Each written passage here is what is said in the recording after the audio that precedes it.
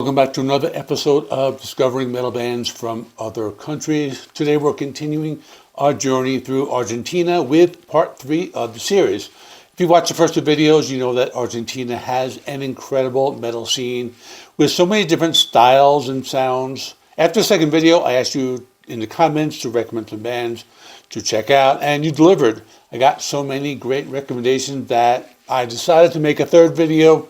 I have enough to make more, but who knows? But today, we're going to explore 10 more bands from Argentina, and we have everything on this list. We have some classic heavy metal, we have some extreme metal, we have thrash, we have stoner metal, and we have a comedy metal band. Some of these bands have been around since the 70s, while others just formed in the last few years.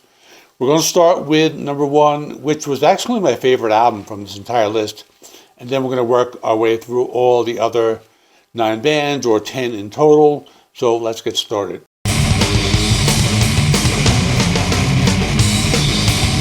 And number 1, we have Dragonauta with the album CabraMacabra, which came out in 2006.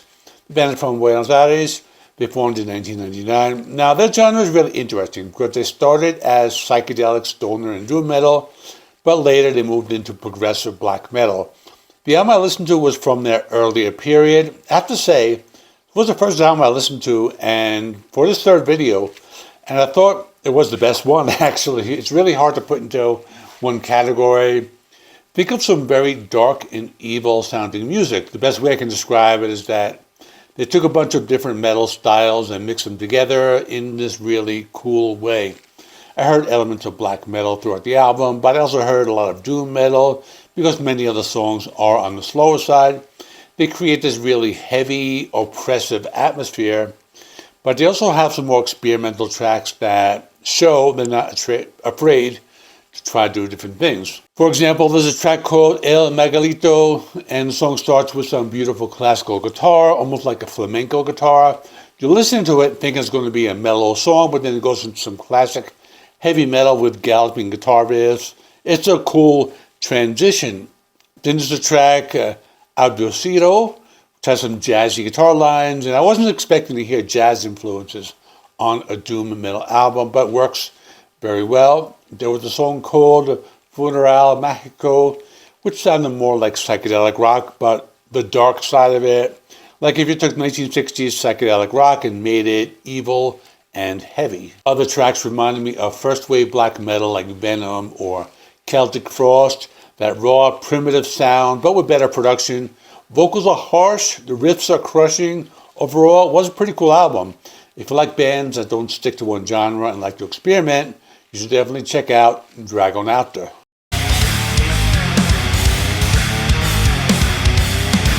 And number 2, we have Asspera with their album Crónica de una verga anunciada, which just came out in 2025.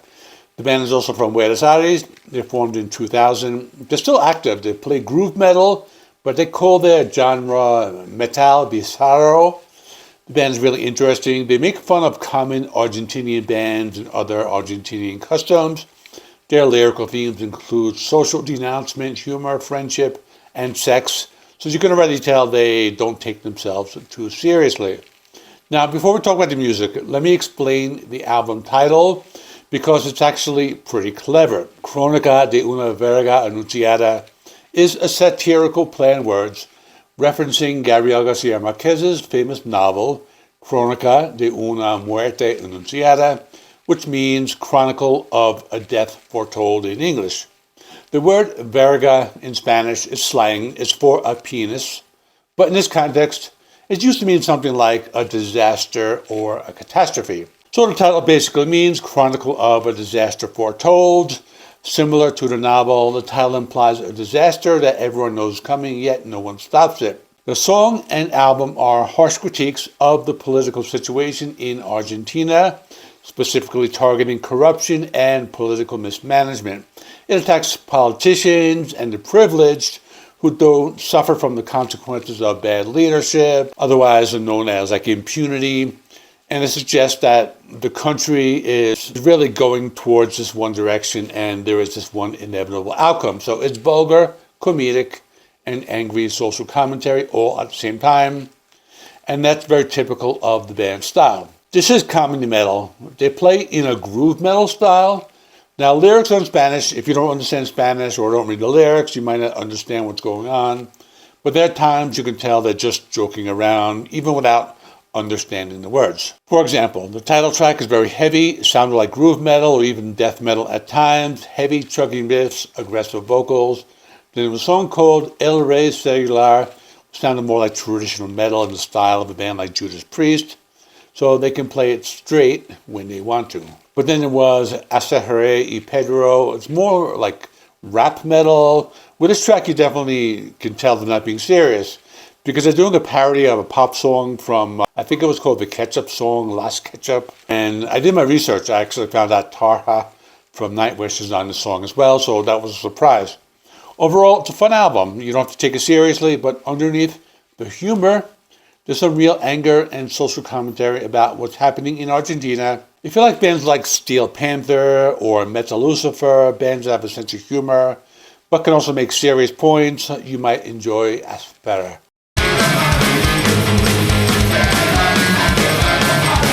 And number 3, we have Tren Loco with their album Venas de Acero from 2008. Tren Loco means crazy train in Spanish.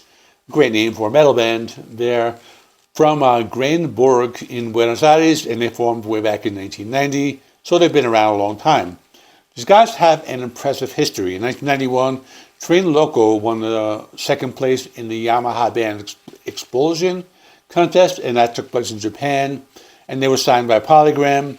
And they also opened for some big acts like Helvetica, Alma Fuerte, and even Saxon, and some American bands like Skid Row back in the 90s, and even legendary bands like Judas Priest. So they are well respected in the metal community. They play heavy metal, they play speed metal. Themes are about social issues, personal thoughts, paganism, and metal itself.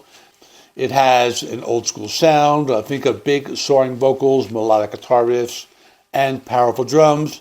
Sounds like it could have come out in the 80s, but in a good way. Some of the key tracks include the title track, just some big heavy metal thunder, big riffs, big vocals, everything you want in a heavy metal song.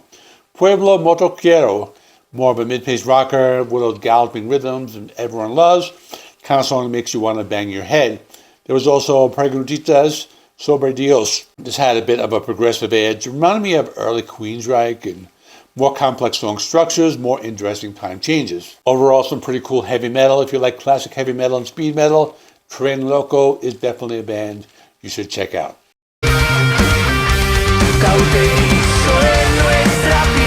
At number 4, I have Against, and their album Nueva Cultura Pesada from 2018. It's a newer band. They formed in 2009 in Buenos Aires. They play groove metal and metalcore. The lyrical themes are about social issues, politics, violence, and hate. So more of an aggressive, modern metal band. It was pretty cool. It was on the extreme side of metal. Opening track El Libertador comes right out the gate, lots of ripping and clean and heavy vocals. They switch between clean singing and harsh vocals, which is pretty common in metalcore. But what I like is that they also got some softer songs. For example, the track Más allá de la luz y la oscuridad, that's more on the melodic side, has some clean singing, acoustic guitars, and shows they have dynamics that they're not just heavy all the time. Then there was El Encierro, which sounded more like 2000s era metalcore. Think of bands like Killswitch Engage or As I Lay Dying. Lots of breakdowns, melodic guitar leads, and that kind of thing. Basically, it was a well-rounded album. If you like modern metal, if you're into metalcore and groove metal, Against is a band that you should definitely check out.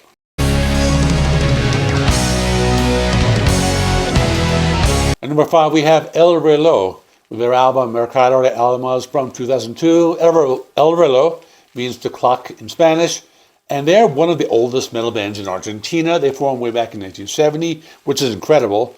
They're from Lomas del Mirador in Buenos Aires, and they started as a progressive rock and hard rock band in the early days, but they moved into heavy metal and power metal. They've had a complicated history with several breakups and reunions. 2 musicians from the classic lineup from the 70s, Osvaldo Zavala and Eduardo Fresa, reunited in 2017 for some concerts, and since then the band performs under the name Zavala and Fresa el Reloj. The album I listened to was from 2002, which is their later period, even though it's almost about 20 years old, or actually more, like 24 years old or something like that. But I imagine they've changed their sound over the years, and they've been around for so long. I need to listen to the other ones. But this album in particular reminded me of progressive metal, lots of keyboards, lots of heavy riffs, big vocals, has epic, grandiose sound that, you know, from progressive metal. There were good tracks like El Vengador, which is one of the more aggressive tracks in the album, heavy riffs, powerful vocals. Then there was Hijos del Sol. Reminded me of some heavy metal from the 1980s, very melodic with anthemic choruses. Then there was El Avestruz, which is more of a power ballad, slower tempo, emotional vocals, kind of song that, you know, people will hold up their lighters at concerts, or I guess these days it would be their cell phone. But they don't have many albums, actually. They only have 6 albums. That's all I saw on their Wikipedia page. And not a lot for a band that's been around since 1970. But I'm interested in listening to the other ones to hear how their sound has evolved.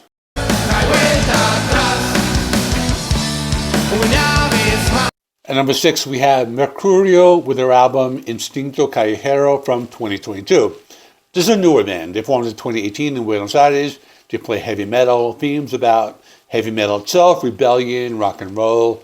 They're keeping the classic heavy metal spirit alive. This was a modern metal album from 2022 that had a very retro sound. Sounds like it could have come out in the 80s. The opening track, Misión Dos, it's an instrumental, sounds like an intro to a horror movie from the 80s. Synthesizers, atmospheric keyboards, lots of tension. The title track, Instinto Callejero, reminded me of classic Iron Maiden with those galloping guitar rhythms and big vocals. And you hear influence of the new wave of British heavy metal with this band. There was another instrumental in the middle of the album called Lucero, more of a synth-heavy track. It creates a nice break in the album before going to the next song. And that next song was called Reina de la Luna, which was more classic heavy metal, melodic guitar solos, powerful vocals, everything you expect from traditional heavy metal. Overall, I enjoyed the retro sound. If you like modern bands that play classic heavy metal like Enforcer or Skullfist, you'll probably like Mercürio.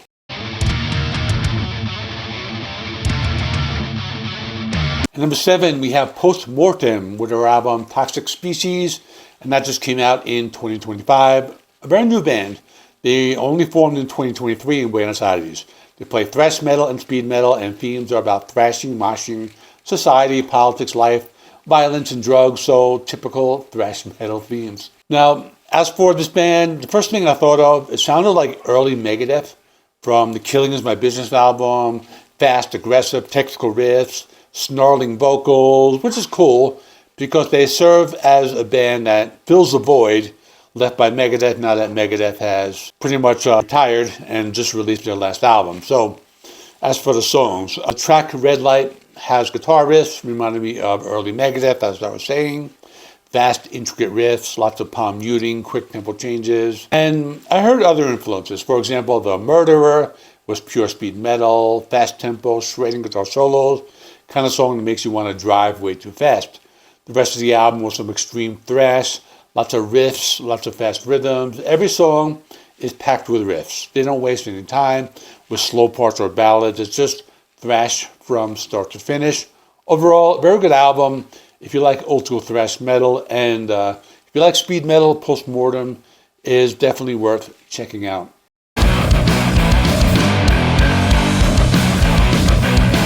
At number 8, we have Los Antiguos with their album Oro para las Naves from 2019. The band formed in 2012 in Buenos Aires. They're listed as stoner metal, and their lyrical themes are about alcohol, aliens, personal issues, so you already know it's going to be interesting. The band is listed as stoner metal in the Metal Archives, but I think they have a unique sound. They don't sound like your typical stoner metal band. For example, the opening track, No Te Puedo Decir, has some slow bass guitar riffs, very heavy, rumbling bass. It dominates the song.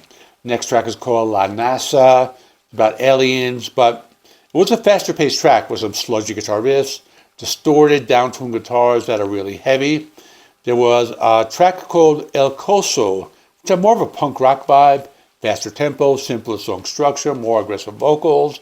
Then a song called No hace falta que pregunte, which sounded a lot like Black Sabbath, the Sabbath Bloody Sabbath.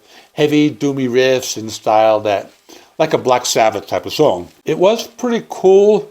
It's about aliens and other stuff. If you like stoner metal, but want something a little different, if you like classic metal or something like that, a little experimental, Los Antiguos is worth a listen.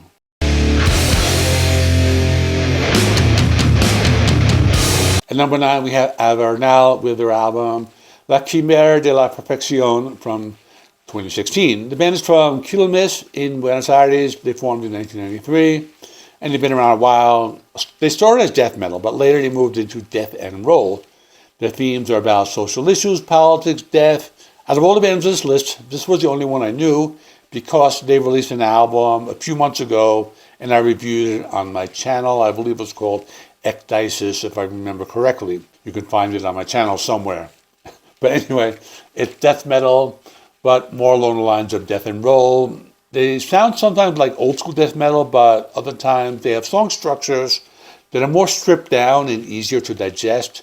It's death metal, but with that rock and roll groove to it. So for example, the opening track, El Profeta y la Crónica, it's old school death metal, growling vocals, blast beats, tremolo picking, classic death metal elements. But then Habitante de Calaveras had more of a traditional metal sound with galloping guitar rhythms, heavier than traditional metal, but the song structure was more straightforward. Another song called Revelación, slower and used more dissonance in the guitar riffs, uncomfortable, atonal riffs that creates a sense of unease. I definitely recommend this band. If you want some death metal that's a little easier to listen to, still heavy and aggressive, but more accessible than some other death metal bands. I also recommend their most recent album that I remember I gave that a positive review. But I have one more album.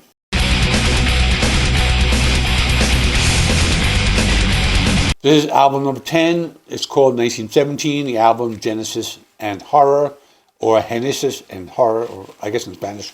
2002, they're from Lima and Campana in Buenos Aires. Formed in 1994, originally as NN 1917, but changed their name to just the year 1917 and 1995. They play death metal, themes about philosophy, poetry, art, religion, psychology, so more of an intellectual band than a typical death metal band that's all about gore and stuff. Another pretty unique band, they listen to death metal. I found them closer to like black metal, especially in the vocals. Vocals are more high-pitched shrieks rather than low growls. Lots of fast rhythms and blast beats throughout the album. One standout track is called Hijo de la Contradicción. Has some awesome riffs and blast beats, just relentless speed and aggression. Some stuff are more melodic. For example, the track El Arte de Ser Decadencia, more of a melodic track with some technical and progressive stop-start guitar riffs. The song shifts between different tempos and rhythms, keeping you on your toes. There was also Brotherhood of Barbarism, which is more on the melodic side, had some blast beats and intense riffing, balancing melody with brutality really well. Overall, it was very good. If you like death metal with black metal influences and more progressive song structures, 1917 is definitely worth checking out. If you want to see more bands from Argentina, the first 2 episodes, check out this playlist, as well as many other discovering metal bands from other countries. I've been to Canada, Spain, Greece, and many others. You can find them all over there. If you enjoyed the video, please give it a thumbs up. Subscribe to the channel if you haven't already. Leave a comment. Let me know which band was your favorite. Recommend me some more. If I get more, I have lots more recommendations, but if they keep coming, I keep making them, and maybe I'll do part 4, which I probably will. And hit the notification bell. Thanks for watching. See you in the next one.